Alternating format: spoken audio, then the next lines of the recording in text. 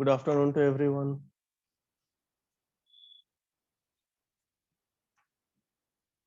मेरी आवाज सुनाई दे रही है सबको?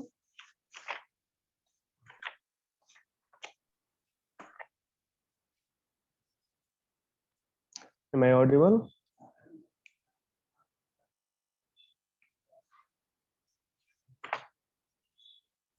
Yes, sir. Okay.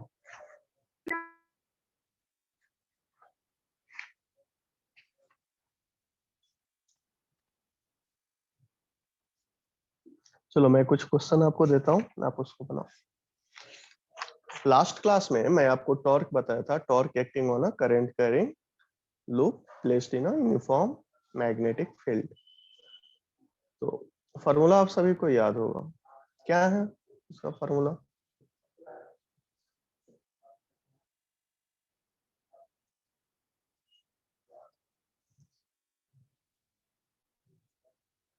क्या फार्मूला होगा? Torque is equal to N I A B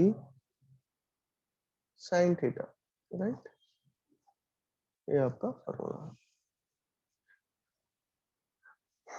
तो देखना, क्वेश्चन है आपका n, what is n? n is the total number of turns. Question है a coil in the shape of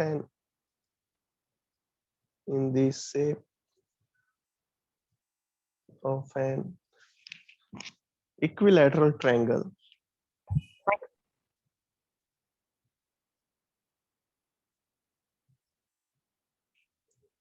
of side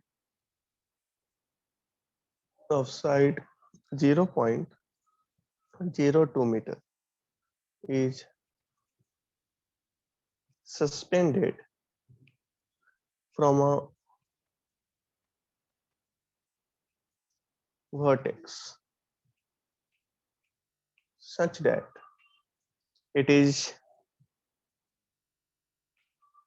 hanging in a vertical plane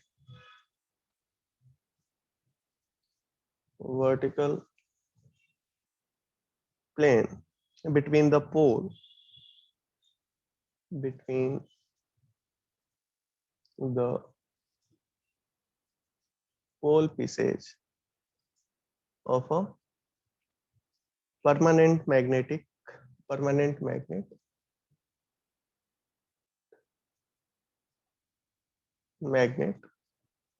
producing a horizontal magnetic field.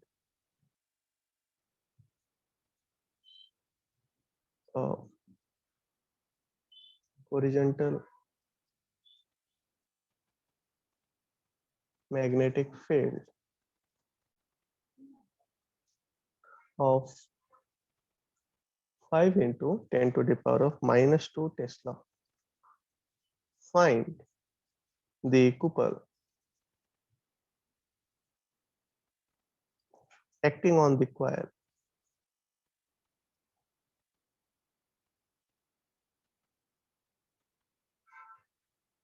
when a current of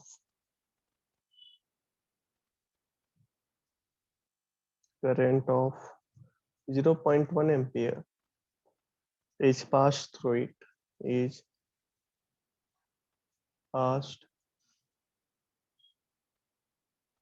it and the magnetic field is parallel to its plane, and the magnetic field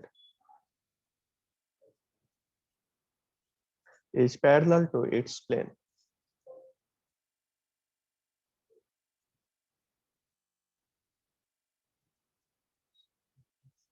okay, ये आपका सवाल है, आप इसको solve करने का कोशिश करो। पहले क्वेश्चन को अच्छे से पढ़ लो। A coil in the shape of an equilateral triangle of side is 0.02 meter is suspended from a vertex such that it is hanging in a vertical plane between the pole pieces of a permanent magnet, producing a horizontal magnetic field of 5 into 10 to the power of -2 Tesla. चलो B दे के रखा है, B दे के रखा है, और ये आपका इक्विलैटरल ट्रायंगल है, उसका साइड दे के रखा है, तो एरिया निकल जाएगा, ए निकल जाएगा, बी दिया हुआ है। Find the couple acting on the coil when a current of 0.1 ampere is passed through it. A दे रखा है,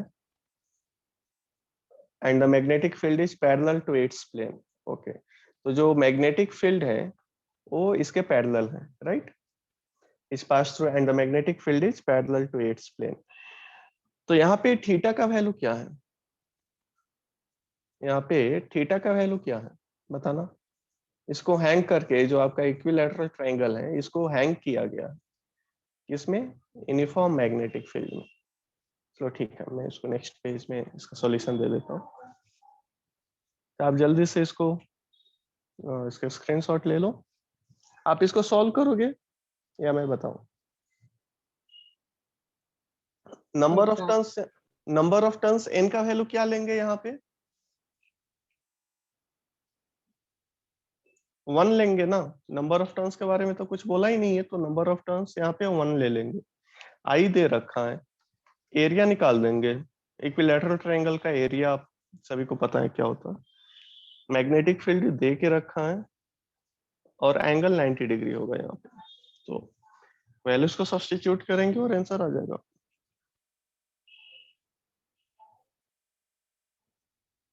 सॉल्व करोगे इसको? सर डायग्राम बना दो सॉल्व चलो करने ठीक में। है।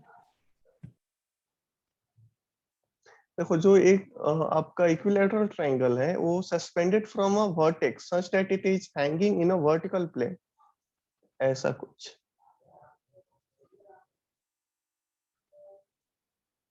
ऐसा कुछ यहाँ से हैंग किया जा रहा है, ये हैंगिंग इक्विलैटरल ट्रायंगल है, और ये आपका मैग्नेटिक फील्ड है। मैग्नेटिक फील्ड इस जो प्लेन है, ये इस वर्टिकल प्लेन में इसको रखा गया, वर्टिकल प्लेन में इसको रखा गया कुछ इस तरीके से। इसका साइड दे रखा है, साइड क्या दिया हुआ है इसका? 0.02 0.02 मीटर। करंट इसमें जो फ्लो हो रहा है वो दे रखा है, राइट। तो आपको टॉर्क निकालना है, टॉर्क कितना लगेगा। नेट फोर्स कितना लगेगा बताना, एक क्लोज लूप है, नेट फोर्स कितना लगेगा इस पे? 0। तो टॉर्क एन का वैल्यू यहाँ पे 1 ले लेंगे। करंट दिया हुआ है क्वेश्चन में 0.1 ampere. Area half into base into height, नहीं होता है ये, हाफ इंटू बेस, बेस देखो ये बेस हो गया और ये हाइट होगा, ये वाला लाइन, ये हाइट होगा। इसको निकाल देंगे तो बेस का वैल्यू हो गया आपका 0.02, और हाइट निकाल देना, इसका वैल्यू निकाल देना। कौन सा थ्योरम से? ये 0.01 यहाँ पे होगा और ये 0.02 यहाँ पे होगा। कौन सा थ्योरम यहाँ पे लगा देंगे एच को निकालने के लिए? Pythagoras theorem. तो root over 0.02 square minus 0.01 square. Okay, तो इसको सिंप्लीफाई करेंगे तो एच का वैल्यू हो जाएगा 0.01732। ठीक है, तो यहाँ पे हाइट लिख देना 0.01732। एरिया निकल के आ जाएगा, एरिया आ गया। करेंट आपको दिया हुआ है, नंबर ऑफ टर्न्स 1 है। मैग्नेटिक फील्ड आपको दे के रखा है। What is magnetic field? Magnetic field is 5 into 10 to the power of -2 tesla. Okay, torque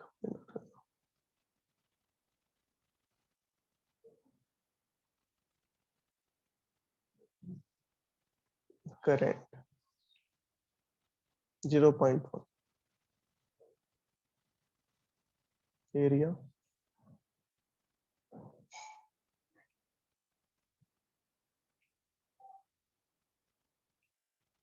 B sin 90। इसको सिंप्लीफाई करेंगे तो इसका आंसर आना चाहिए 8.66 इंटू 10⁻⁻7 न्यूटन मीटर। ये आपका आंसर आना चाहिए। तो आप इस पेज का स्क्रीनशॉट ले लो।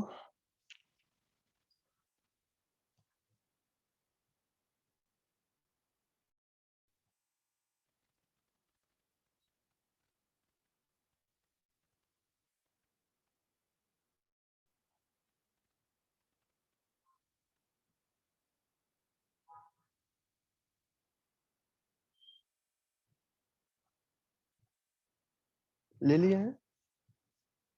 Done. ओके, एक और क्वेश्चन मैं देता हूँ।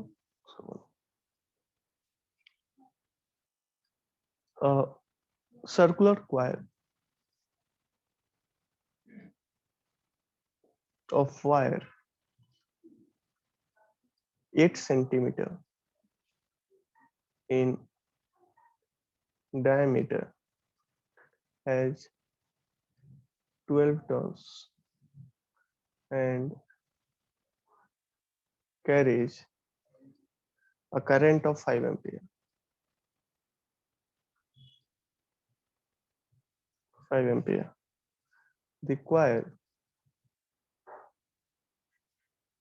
is in a field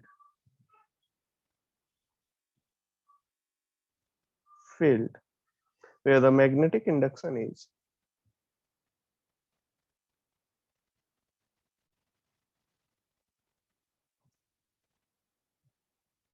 induction is 0.6 Tesla.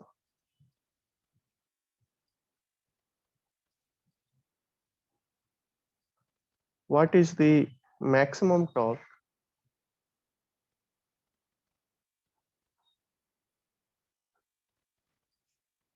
on the coil? On the coil. Second one है, in what position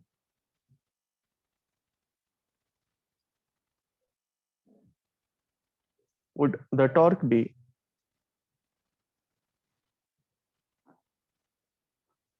Torque be half as great as in A. Okay, ये दो सवाल हैं आपके पास, आप इसको सॉल्व करो।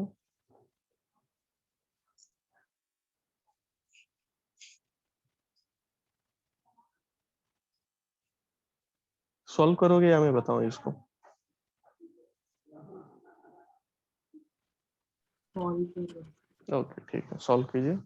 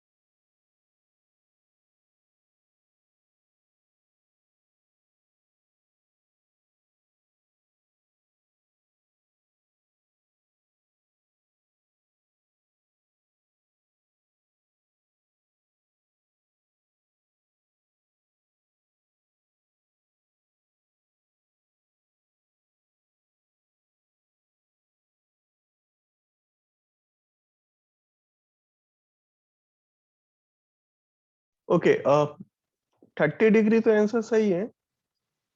फर्स्ट वन का क्या आंसर होगा? टॉर्क का फॉर्मूला आप सभी को पता है, क्या होता है? N I A B sine theta, right?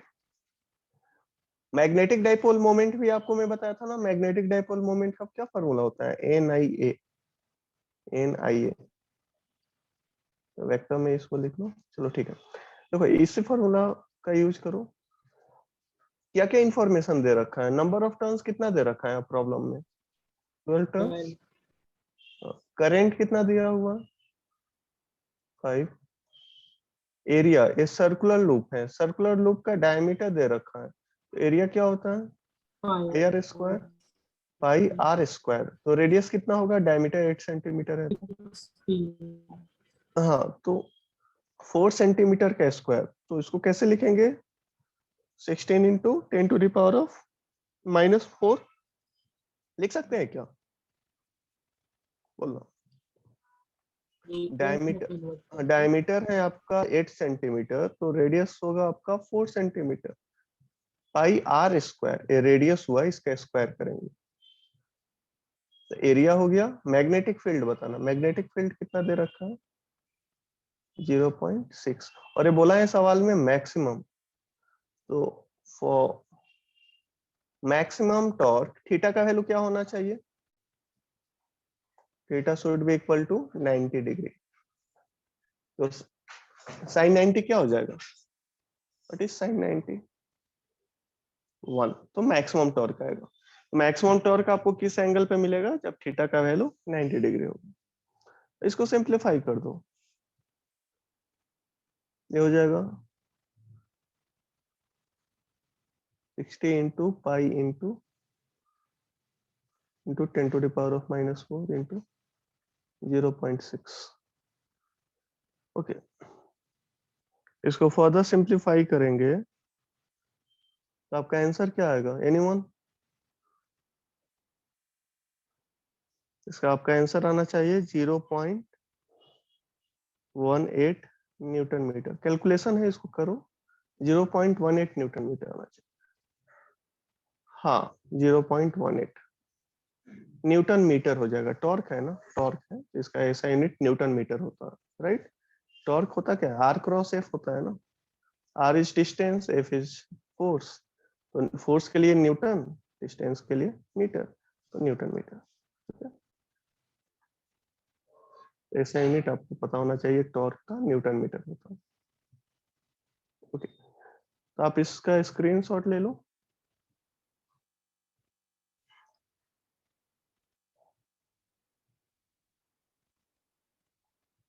Second beat में पोजीशन पूछ रखा है, यानी एंगल आपको फाइंड आउट करना है। जिस पोजीशन पे टॉर्क जो होगा वो हाफ होगा, एज ग्रेट एज इन ए। यानी फर्स्ट में जितना टॉर्क आया है वो 0.18 न्यूटन मीटर, इसका हाफ आना चाहिए। तो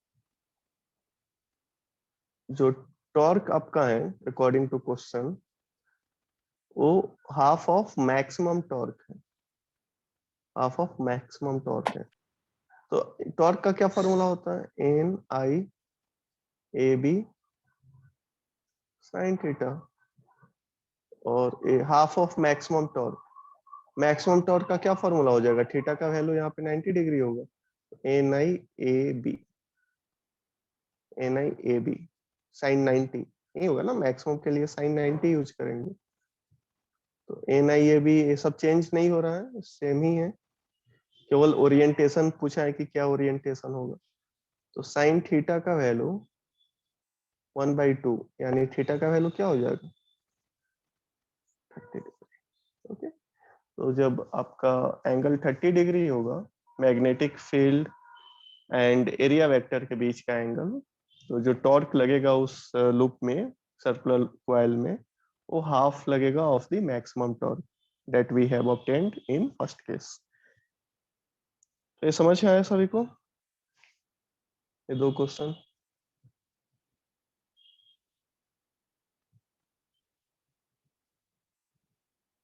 हाँ, अगर सिंगल टर्न्स करोगे तो वैल्यू अलग आएगा, एन के जगह आपको 1 रखना होगा, आंसर आपका अलग आएगा।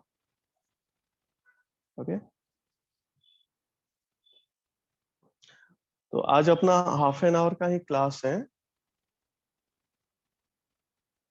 और कुछ किसी को डाउट पूछना है तो पूछ सकते हो। कल किसी स्टूडेंट ने मुझसे पूछा था कि सर जैसे आपका मैग्नेटिक फील्ड है और इसमें एक करंट कैरिंग लूप है, इसमें करंट सपोज करो आई फ्लो कर रहा है, तो इस करंट का तो अपना मैग्नेटिक फील्ड होगा, तो उसके कारण इस पे क्या इफेक्ट पड़ेगा, टॉर्क का या फोर्स का, टॉर्क का क्या इफेक्ट होगा? यही सवाल था ना, किसका सवाल था ये? यस सर, मेरा था। हाँ, तो देखो ये अपने ही करंट के कारण टॉर्क इफेक्ट इसके कारण, अपने ही करंट के कारण नहीं होगा। आप अच्छे से समझ लो लॉजिकली, जैसे कि आपके पास हाथ है, तो आप अपने हाथ से अपने आप को चाटा मार सकते हो या अपने फ्रेंड को चाटा मारोगे? हाँ, फ्रेंड को ही मारा जाता है ना, तो फ्रेंड को मारोगे। अपने हाथ से खुद अपने आप को चाटा नहीं मार सकते हो। वैसे ही यहाँ पे जो करंट है वो इस लूप का है, तो इस लूप में जो करंट है उसके कारण मैग्नेटिक फील्ड नहीं होगा, मतलब इस लूप के कारण जो मैग्नेटिक फील्ड होगा उसके कारण इस पे टॉर्क इफेक्ट नहीं लगेगा, इस पे टॉर्क नहीं लगेगा। ये आपका एक्सटर्नल मैग्नेटिक फील्ड है, एक्सटर्नल मैग्नेटिक फील्ड है। तो जब आप इस करंट कैरिंग लूप को एक्सटर्नल मैग्नेटिक फील्ड में रखोगे तब इसके ऊपर टॉर्क लगेगा। राइट, ये समझ में आया? अगर केवल यस आपके पास करंट कैरिंग लूप है, इसमें एक्सटर्नल मैग्नेटिक फील्ड नहीं है, तो इस पे टॉर्क लगेगा क्या इस लूप में? बोलो। नहीं लगेगा। ये मैग्नेटिक फील्ड क्रिएट करेगा। यहाँ पे डायरेक्शन क्या हो जाएगा मैग्नेटिक फील्ड का, इस करंट के कारण मैग्नेटिक फील्ड का क्या डायरेक्शन होगा? तो राइट हैंड थंब रूल से फाइंड आउट कर सकते हो। करंट का डायरेक्शन क्या है, क्लॉकवाइज या एंटी क्लॉकवाइज? क्लॉकवाइज है ना, तो बताना, अगर डायरेक्शन क्लॉकवाइज है तो आपका थंब नीचे की तरफ पॉइंट कर रहा है या ऊपर की तरफ पॉइंट कर रहा है? राइट हैंड रूल यूज करो, राइट हैंड थंब रूल। तो करंट यहाँ पे क्लॉकवाइज डायरेक्शन में है, तो थंब आपका नीचे की तरफ है, यानी इनटू द प्लेन है, यानी क्रॉस। तो इस करंट के कारण ये मैग्नेटिक फील्ड होगा ऐसा। लेकिन इस मैग्नेटिक फील्ड के कारण इस पे टॉर्क लगेगा क्या इस लूप पे? इस मैग्नेटिक फील्ड के कारण, इस करंट के मैग्नेटिक फील्ड के कारण इस पे टॉर्क लगेगा क्या? टॉर्क एक्सपीरियंस करेगा या नहीं करेगा? नहीं करेगा। नहीं करेगा। तो टॉर्क एक्सपीरियंस कब करेगा? जब करंट कैरिंग लूप कौन से फील्ड, मैग्नेटिक फील्ड में रखा जाए, एक्सटर्नल या इंटरनल? एक्सटर्नल मैग्नेटिक फील्ड में रखोगे तभी उस पे टॉर्क लगेगा। देखो जैसे मैग्नेट है, तो अगर आप मैग्नेट को ऐसे ही छोड़ दो, एक ही मैग्नेट है आपके पास, तो अपने अराउंड वो मैग्नेटिक फील्ड क्रिएट करेगा। लेकिन उस मैग्नेटिक फील्ड के कारण क्या वो मैग्नेट मूव करता है क्या, टॉर्क लगता है क्या? यस या नो? वो घूमता नहीं है ना, एक ही मैग्नेट है तो। लेकिन अगर दूसरा मैग्नेट उसके नजदीक लाओगे तो दूसरा मैग्नेट पे टॉर्क लगेगा या नहीं लगेगा? लगेगा। लगेगा। क्यों लगेगा? क्योंकि वो फर्स्ट वाले मैग्नेट के मैग्नेटिक फील्ड के अंदर है। राइट, समझ में आया? Yes sir. हाँ, तो चलो आज का क्लास मैं यहीं पे समाप्त करता हूँ, फिर नेक्स्ट क्लास में मिलते हैं। ओके,